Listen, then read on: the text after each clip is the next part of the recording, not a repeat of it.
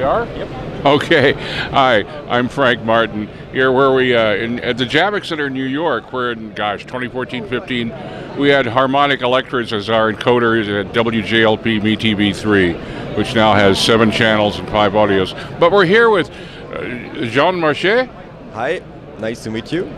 And if someone wants to become a lighthouse station in the market, one of the 10 or 15 that are going to be ATSC 3, what can Harmonic provide them? What's a Harmonic setup for ATSC 3.0? Absolutely. So we are a big proponent and trying to help the broadcasters with 3.0 again, like we did for 1.0. So we focus and specialize, as you probably know, on the encoding and video processing in general. So we do that for 3.0. We provide encoders, but one thing to remember is that 3.0 is not about transport stream anymore. Now you have an OTT type packaging that goes over the air. So we provide also the packager. So it's encoding, packaging, and then you have some other component that we partner with, for the gateway onto the modulation. Okay, so we have that encoding packaging piece that we provide as an appliance. So you're familiar with the Electra. We have an Electra XOS that does that for 3.0. So that means the HEVC encoding. That means also the AC4 encoding built in, and also the dash packaging built in. Okay, so from there you go to your gateway onto your modulator.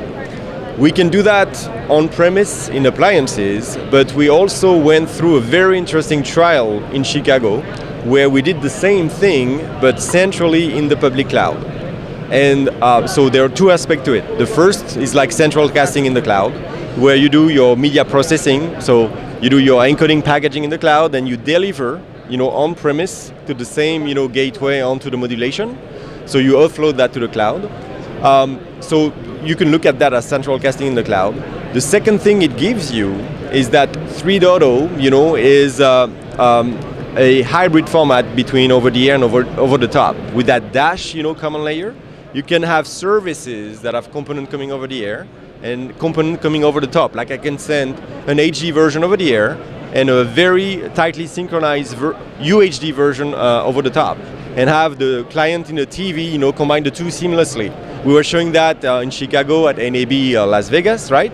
And so if you have your cloud-based video processing, now it's a natural, because from that cloud, not only do you deliver to the over-the-air TV station, but you also deliver over the top to the TV client, okay? So that's a very elegant and natural way to do those hybrid services.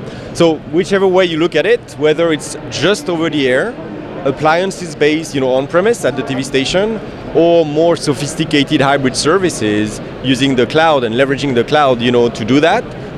We're here to help on that media processing aspect, and hopefully we see great momentum going into the end of 2019 and of course 2020.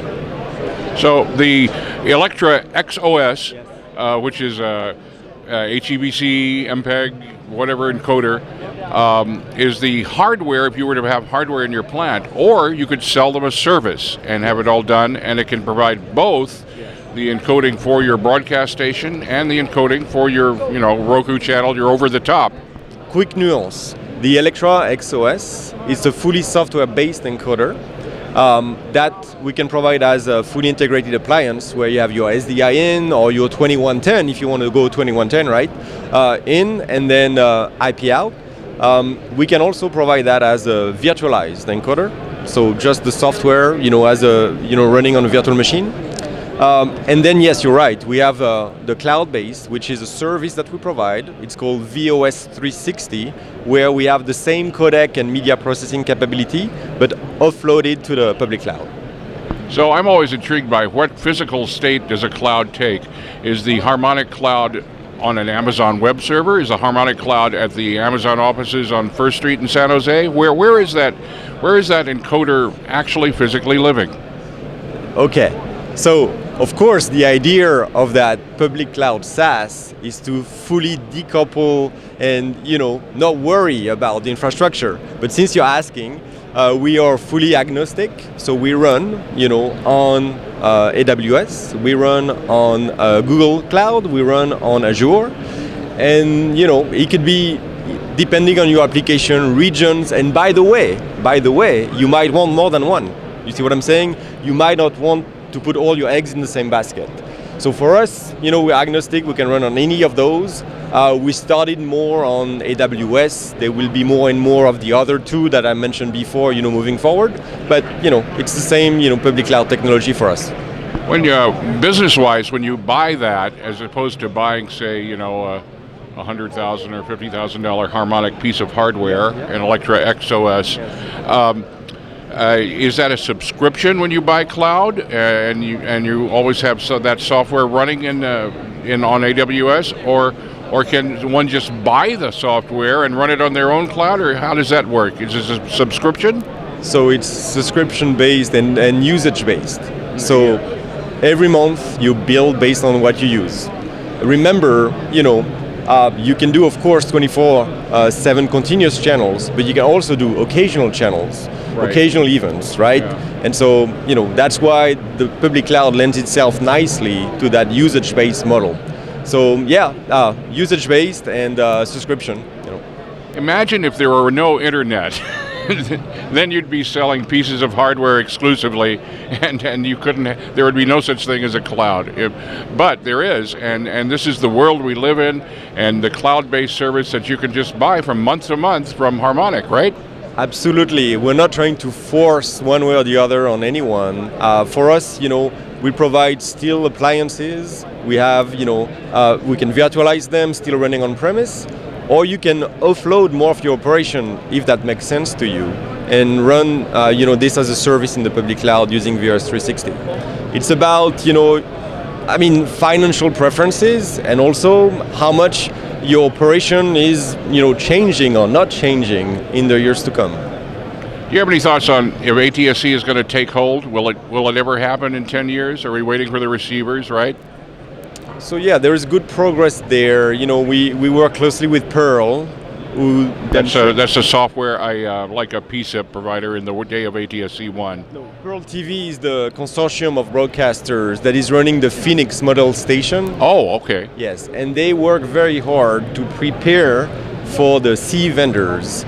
And in fact, to prepare the sets that are coming in 2020. So they provide a lot of test streams, including the new format of audio, video, but also closed captions, DRM, key pieces of the DRM. So all of that work is happening in the background so that the TV set can be ready and go on retail in 2020.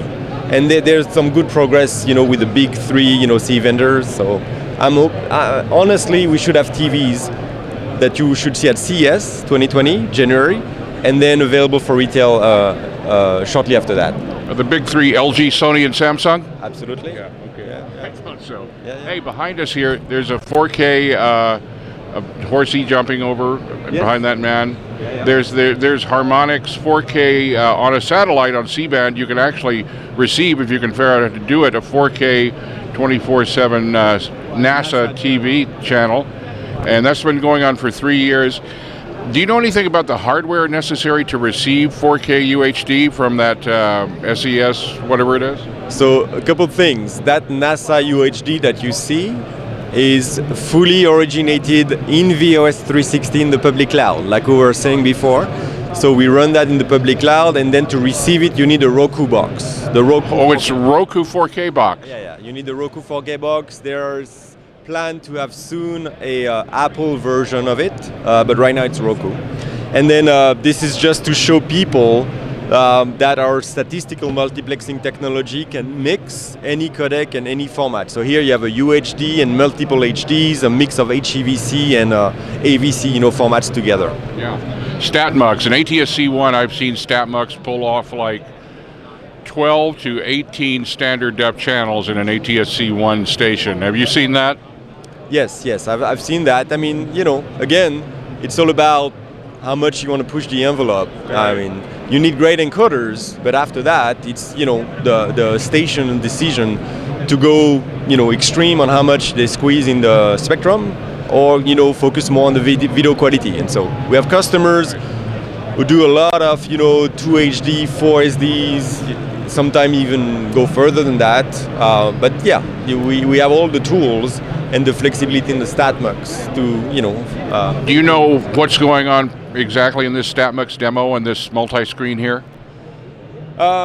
If I get you to that screen over there, I'll be able to show you the graph of the channel that are StatMux. But I think you have 5 HD and 1 UHD, and if I'm not mistaken, 2 of the HDs are HEVC, 3 are AVC, and then the UHD is HEVC.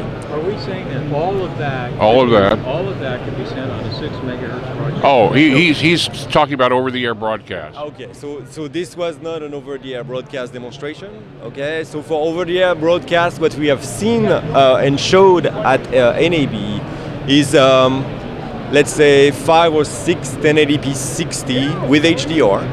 Okay, so HEVC encoded with AC4 in the 6 megahertz. Okay. Of course, you can trade and do a UHD. That's going to eat up some of those HDs. So we'll see. The UHD is interesting because if you go with a hybrid approach, you could have the 1080p 60 over the air and then the UHD sent over the top to a connected TV. When you think about it, it's likely that UHD, native UHD programming will be produced but not that often and available for some primetime shows only. So it makes sense to make that available over the top, during the primetime show and keep just an HD version, good quality HD version over the air. So the receiver would pick up the UHD portion and add it in to the HD for a full 4K display. Yeah, I mean. We had Sony TV at NAB that was able to seamlessly switch between and the UHD resolution, and you could see at any given time how many segments were coming over the air versus segments that were coming over the top. And so that is also nice for redundancy. Potentially you lose for whatever reason some off air, you can back up through the over the top connection, or vice versa for that matter. If your internet suddenly shrinks and you cannot receive UHD anymore, you still have the over-the-air, HD, and it's seamless because it's the same dash that goes over the 2-path. We also showcase, if that's of interest, accelerated channel change, because over the air, each segment goes one after the other. When you pull it over the top, you're just limited by the size of your internet pipe, so you can, pull real quick the first few segments, do a fast, channel change, and then switch to the over-the-air. That was another topic for the paper and demonstration at NAB. Did you travel far to be here in New York City? I live in DC, so I didn't have to travel far.